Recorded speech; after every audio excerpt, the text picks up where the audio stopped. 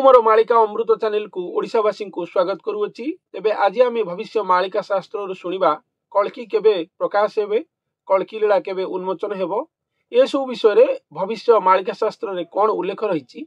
महापुरुष अष्टानंद निजर प्रसिद्ध भविष्य मालिका पुस्तक अनादि संहिता रे एसरे कौन उल्लेख करिसंती चलंती एबे शुणिबा। बोलंती त्रिपुर शंकर शुण भवानी मो उत्तर। तेबे एठी प्रभु शंकर कहउछंती और माँ पार्वती प्रश्न पचारुछंती कलिजुग अंतिम समय बेलू कौन कौन घटिबो, प्रभु केबे परिप्रकाश हेबे। बोलंती त्रिपुर शंकर शुण भवानी मो उत्तर, तू जहा पुछा कलु सही गुप्त एहा देवा कही।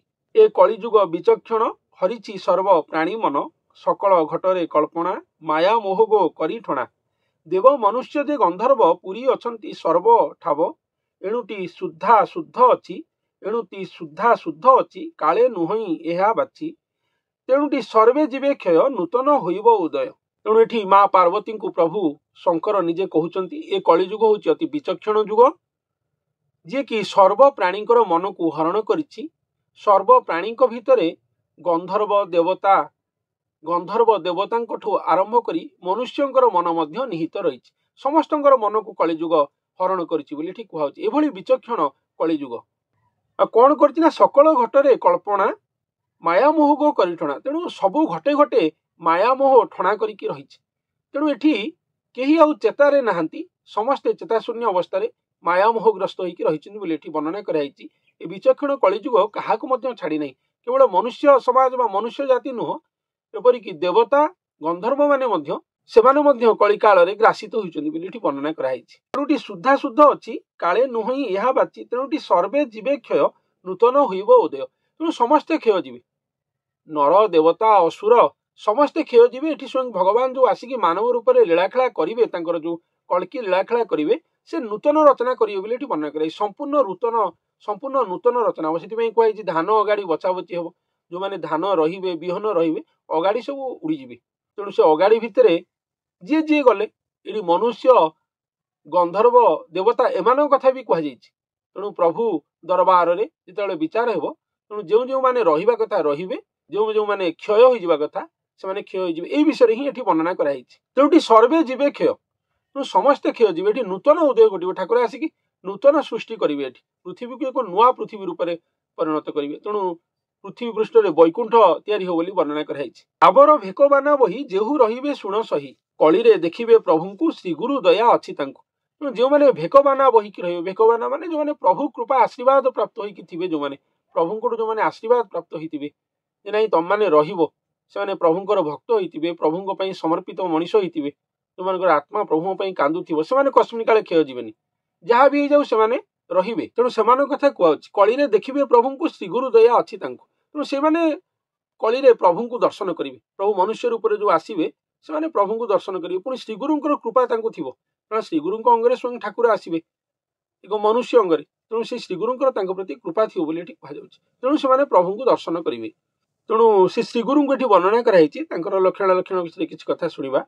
प्रसन्न बदन तांकर नाही त्रिताप अहंकार। तेणु तांकर सब प्रसन्न बदन होइतिबो, तांक भितरे कोनोसी अहंकार नथिबो। पाशरी अबहरे निष्कामे निज तनु धरे। तेणु से गुणरे नथिबे, निर्गुण रे थिबे, निष्काम भावरे निज तनु को धरिथिबे बोली वर्णना कराइछि। निर्वेद निर्गुण सहित निर्लोभी सुगुण सुचित्त। तेणु से निर्गुण भावरे रहिथिबे, निर्लोभी सुगुण सुचित्त। तांक चित्त आमलिया साधारण चित्त ही तो सुचित्त होइतिबो, कारण तांक सुचित्त रे से निष्काम निर्गुण निर्लोभ आदि अलौकिक गुणावली को से धारण करथिबे। तेणु से गुणातीत मनीष होइतिबे, जहांग चित्त रे ए सब दिव्य गुण रहितिबो बा दिव्य गुण रे से विभूषित होइतिबे। सुनतु तांक नाम फेई महागुप्त ए अटई, आनकु न कहिबु सती निष्काम भगत विभूति। तेणु ए कथा अन्य मानकु हे सती कहिबु नाही। प्रभु शंकर मना करछन्ति माँ पार्वती को निष्काम भगत विभूति। ये हूँ निष्काम भगत विभूति बोली वर्णना कराइछि। पुणी तांको एठी कुहा जाइछि तांको नाम कोन, तांको नाम महागुप्त नाम बोली तांको एठी वर्णना कराइछि। जे कृष्णदास कृपा सिंधु जानती ब्रह्म ज्ञान आद्यु, जेहु रघुवर दास ही निष्काम तत्व सेही रही, जेहु नारायण दास अटे सेहु अलेख सिद्ध चाटे, जानाम नीलाद्री दासटी से तत्व पादे अछिरटी, अनाम दास जार नाम सेहु निष्काम पथे गम्य, जानाम अटे नंद दास जेहु अरूपानंद शिष्य, अच्युतानंद दास जेहु प्रेमांगी भक्त अटे सेहु, आवर पुरस्तम दास से गुरुपाद रे विश्वास, आवर नाम ध्यान दास श्री गुरुदेवंकर शिष्य ए दशमूर्ति जान सही अछंती वीरबधू बही। तेणु तांकर एठी दश नाम कथा वर्णना कराई बा दश महानाम से किभली नामित होइकि थिबे। से प्रथमे साधारण रूप थिबे, प्रभु श्रीकृष्ण को ब्रह्म रूप में प्राप्ति करेंगे, तेणु से दास रूप में रही। तेणु कृष्ण दास बोली वर्णना कराई। रघुवर दास कारण राम निजे आसबे कल्की लीला खेला करिए, कल्की राम रूप में आसबे, तेणु तांकर से दास होइकि थिबे रघुवर दास बोली वर्णना कराई। नारायण दास बोली वर्णना कराई। नीलाद्री नीलाद्री जगन्नाथ निजे मानव रूप में आसी लीला खेला करेंगे, तेणु तांको दास रूप से रही तांकरी अंगरे ही ठाकुर थिबे। तेणु से दास भक्त भृत्य यू भाव में ही ठाकुर पाखे रही। अनाम दास बोली वर्णना कराई कारण अनाम ठाकुर आसबे जी केबे आसी नथिले, स्वयं जगन्नाथ महाप्रभु जी निजे ये तांकर दास परिचार रूप में थिबे, दास भाव में सबू सेवा कर्म करुथिबे। अरूपानंद शिष्य रूप में वर्णना कराई। पुरस्तम दास ध्यान दास अच्युतानंद दास बोली कही। अच्युतानंद दास ये से अच्युतानंद दास नुहति, स्वयं अच्युत जी प्रभुंकर अंश तांको प्राप्त कर से आनंदित सदा होथिबे। अच्युत कहले स्वयं भगवान जी निजे तांको प्रेम निजे आनंदित होथिबे बोलिकिना अच्युतानंद दास बोली वर्णना कराई, जे कि प्रेमांगी भक्त ठाकुर प्रेमांगी भक्त होइथिबे। अलेख सिद्ध चाटे अलेख ठाकुर जेहेतु कलिजुग अंतिम बेलू आसबे तांकर सिद्ध चाट होइकि से ठाकुर सहित एकांग होइकि रहिथिबे। गोटे सेवा भक्ति एसबू कथा अच्छी। भक्त भक्ति एक्सटर्नाल अच्छी, गोटे इंटरनाल अच्छी, पुणी गोटे परोक्षवाद अच्छी, गोटे प्रत्यक्षवाद अच्छी। तेणु एठी जो कथा कहुई से महापुरुषों विषय सी हेले प्रत्यक्ष ध्यान आम समस्ते करुचे, भक्त मैंने कर साधारण जनजनता कर। आजिकल तो मेडिटेशन ना बहुत लोक भी कर ध्यान दास बोली कहुई। से ठाकुर को निज अंगरे पाई कि ध्यान करुवे, ठाकुर खबर ठाकुर श्रीमुख बाणी पाखक आसो ध्यान दास बोली कहुई। ठाकुर को पाई सेवा करुवे, डायरेक्ट श्रीकृष्ण को निज अंगरे पाई सेवा करुवे दास भाव में, तेणु कृष्ण दास बोली कहुई। यही सेन्स कहुई यह एक प्रत्यक्षवाद कथा वर्णना कराई। कलकी लीला स्वदेह अरूप ब्रह्म संगे करने निमंते श्रीगुरु रखिबे भव भयरु प्रलय अंगे बंचाइबे एक पाद को ध्याइथिबे निर्वेदे साधनारे गसी रात्र दिवस रवि शशि से रवि शशि पाद तले चित्त निवेशिब निश्चले। तेणु कलकी खेला लीला स्वदेह स्वदेह माने अंश कलेवर आसबेनी, स्वयं पूर्ण ब्रह्म बा निराकार ब्रह्म जी स्वयं जगन्नाथ महाप्रभु निजे सी खुद आसबे आसिकी लीला खेला करेंगे। तेणु स्वदेह लीला खेला कथा ये कहुई। करने निमंते श्रीगुरु, तेणु श्रीगुरु बनवाई ठाकुर निजर लीला खेला करेंगे। ए भव भयरु आ स्वयं भगवान निजे सीधा सड़क भाव में रक्षा करें ना, तेणु श्रीगुरु प्रकल्प ही रक्षा हे। ये भव भयरु निवारण करने श्रीगुरु गढ़ाबे माने जड़े गुरु अंगरे ठाकुर आसबे, तेणु श्रीगुरु प्रकल्प धरापृष्ठ को आसो करने निमंते। तेणु ठाकुर श्रीगुरु करेंगे, सी आगुरी आसिक श्रीगुरु होइकि नथिबे, ठाकुर आसी गढ़ी अंगरे निजक परिप्रकाश करी श्रीगुरु बनइबे बोली कहुई। प्रलय अंगे बंचाइबे एक पाद को ध्याइथिबे, एक पाद कहले ठाकुर जो तृतीय पाद जो रही से पाद को ही से ध्याइकि थे। प्रलय अंगे बंचाइबे, तेणु पृथ्वी को महाप्रलय रक्षा करने कार्यक्रम धरापृष्ठ घटो। निर्वेद साधन गसी रात्र दिवस अविशेष, तेणु दिन राति कम बीतुव, दिन राति मास वर्ष माने वर्ष वर्ष सी ए काटि आ निर्वेद साधन सी रही कौन वेद अंतर्भुक्त साधन सी नथी कहुई। तेणु प्रभु अंगरे आसी मानवीय लीला खेला तो ये करेंगे, तेणु से केवे परिप्रकाश घटे कौन घटो लीला खेला ए विषय वर्णना कराई। शेष को ए महागुपत भारती तु एबे शुणग पार्वती तु यह न कहबू कहीं अनादि स्वामी आज्ञा नहीं शेषे होइब प्रकाश भगत शुणी हेबे तोष। ठाकुर अंग को आगुआ आसी आसिकी रहीकि से महापुरुष अंगरे पृथ्वी की महाप्रलय रक्षा करी महाप्रभु सहित महागुप्त समय बिताउथिबे, तांको गढ़िबे एठी थाइकी। किंतु एठी कहुई ए महागुपत भारती तु एबे शुणग पार्वती, तेणु प्रभु शंकर एठी कहउचंती तेणु हे पार्वती हे महागुपत भारती तमे ए कथा को शुण, यह न कहबू कहीं अनादि स्वामी आज्ञा नहीं। तेणु एठी पुणी कहुची जे जदि से महापुरुष जदिओ से पाइथिबे ठाकुर को आगुआ, तेणु ये कहिपारे नहीं, ए कथा कहा आगे प्रकाश हो पार नहीं। अनादि स्वामी आज्ञा नहीं, अनादि स्वामी कहले स्वयं ठाकुर महाप्रभु श्री जगन्नाथ आज्ञा नहीं आगुआ ए कथा को परिप्रकाश करने।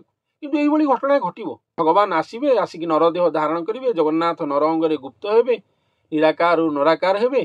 यही सब घटना घटी चलो आम समस्त अलक्ष्य सारा विश्ववासी अलक्ष्य धरापृष्ठ अति साधारण मतरे घटो, निर्वेद मतरे घटना घटो, वेद बहिर्भुक्त होइकि घटना घटो, वेद मतरे कस्मिन काल हेब नहीं। किंतु अनादि स्वामी को आज्ञा नहीं आगुआ कहीं जानीपारे ना, बा से महापुरुष आगुआ प्रकाश करें ना जे मु स्वयं भगवान को दर्शन करती, स्वयं भगवान मो अंगरे आसिक अच्छी। ये सब विषय कि मो अंगरे थी लीला खेला कर कथा किसी कहीपर नहीं, अनादि स्वामी को आज्ञा नहीं, तेणु भी आज्ञा नथिबो। ये कथा कहुई। तेज केबे प्रकाश हम ना शेषे होइब प्रकाश भगत शुणी हेबे तोष। तेणु सभा शेष जो स्वयं भगवान इच्छा प्रकाश करेंगे इच्छामय ठाकुर तेणु से महापुरुष अंगरू बाहरी से निजे दर्शन देकी ही निजे निजक प्रकाश करेंगे। कहुई शेष में लीलाखेला परिप्रकाश घटव सभा शेष को जेबे परिप्रकाश हम सेबे जाइए आम साधारण मनीष समग्र विश्ववासी समस्ते जानवे जे ये होउचंदी से महापुरुष जहाँ अंगरे स्वयं भगवान आसिक लीलाखेला करुँच जगत भगत को उद्धार करेंगे और ये कलकी लीलाखेला करेंगे। यही स्वयं भगवान मनुष्य अवतार बा नर कलेवर बा नर विग्रह शेष ही जना पड़े बोली कहु। तेणु आगुआ कस्मिन काले जना पड़े ना। तेणु तांकर प्रकृत समय होची शेष समय भगवान इच्छा प्रकाश करेंगे से नर अंगरे सेबे जाई जना पड़े बोली वर्णना कराई। तेज भविष्य मालिकार अनेक दिन मास वर्ष अनेक तिथि बार मास मसीहा अंक गणना यह सब करा भविष्य मालिका शास्त्र रे केबे कौन घटव तार विभिन्न प्रेडिक्शंस बहुत लोक भी कहते। तेज से सब फर मु नुह आदौ कारण बहुत गुड़े मास मसीहा अंक जहाँ महापुरुष मैंने गणना करते सब पलि जाइए आहरी किसी अच्छी जहाँ विषय आलोचना चली तेरे से सबू भगवान इच्छाकृत भगवान गणनार ऊर्ध्वे आम आलोचनार ऊर्ध्वे आम सीमा सरहदर ऊर्ध्वे तेणु से असीम ठाकुर से अनंत से परिव्याप्त से अनंत कोटि ब्रह्मांडर मालिक तेणु तांको इच्छा ही सबुठु बड़ तेणु से इच्छामय ठाकुर बोली कहुई। तेणु से 10 अवतार भितर भी गणा जाऊना 10 अवतार कल्की नारायण को कहुई। तेणु कली शेष को इच्छामय ठाकुर आसवे जे केबे आसी नथिले धरापृष्ठ को तेणु तांको इच्छा ही सबू हेबो। तेणु शेष को परिप्रकाश सी बोली वर्णना करिसेंती। तेणु सबू गणनार ऊर्ध्वे से अटंती। तेणु से ठाकुरंकर लीलामृत को ही आम मालिकामृत चैनल माध्यम शुणा बाकी हिसाब किताब जहाँ रही अंक कषाकषी गणना ये सब जो मालिकार मास्टरी रही सब फरे मु नुह जदिओ से सब कथा को महापुरुष मैंने लिखिं किंतु मो गुरुदेव आज्ञा जहाँ रही ठाकुरंकर जो लीलामृत गुरु ठाकुर लीलामृत से संबंध ही समस्त सामने परिप्रकाश करने को ताहा ही मुझे चली आगू करी आपण मैंने यही लीलामृत को शुणी आपण मानक धन्यवाद।